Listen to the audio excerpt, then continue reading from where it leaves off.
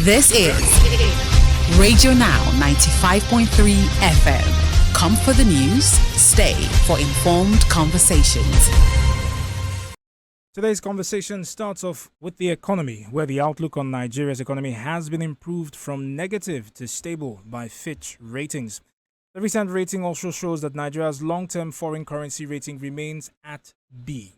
Our guest on this conversation is Samuel Oyekomi, a research and financial analyst at Norimberger. Mr. Oyekomi, good morning. Thank you for joining us on the conversation. Good morning. Thanks for having me. So straight off, what does this rating say about Nigeria in the face of the ongoing global tariffs as well as the global economy?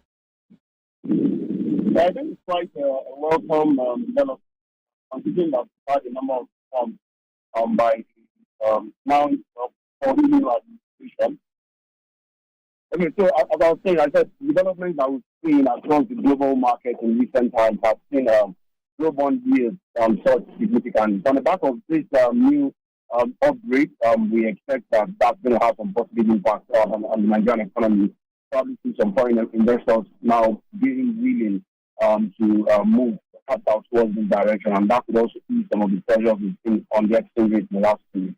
You were saying with this particular rating, it indicates that investors will be more interested in Nigeria. I was curious as to the angle about tariffs and how that plays in, despite this particular rating.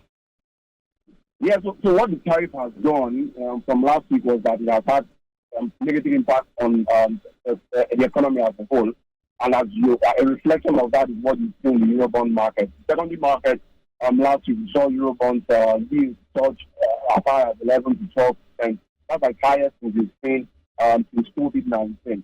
But what you would expect now following this upgrade is that see some calming in the market, some calmness in the market, and that's quite positive. So irrespective of the tariff has, we've seen the impact of the tariff in the market, but what this upgrade is going to do is that it's going to calm the nerves of investors, and we can start seeing some positive capital allocation towards this direction. So, this rating mostly speaks to, it's an indication of where the macroeconomics lie. If these investors come in more in their numbers, do you expect that this positive side will trickle down to the micro scale?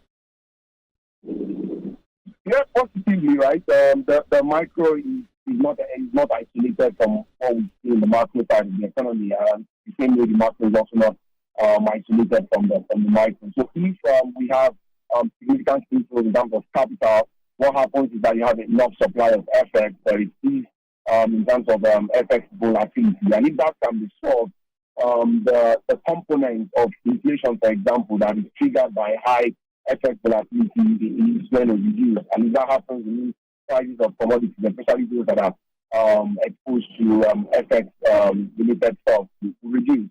And that will also have some similar impact on businesses, industrial sector.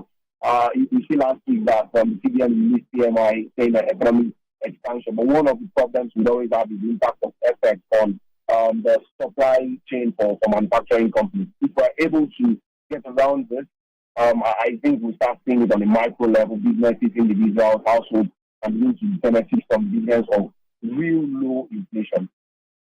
Mr. Oyekomi, thank you very much for your time and expertise on this conversation.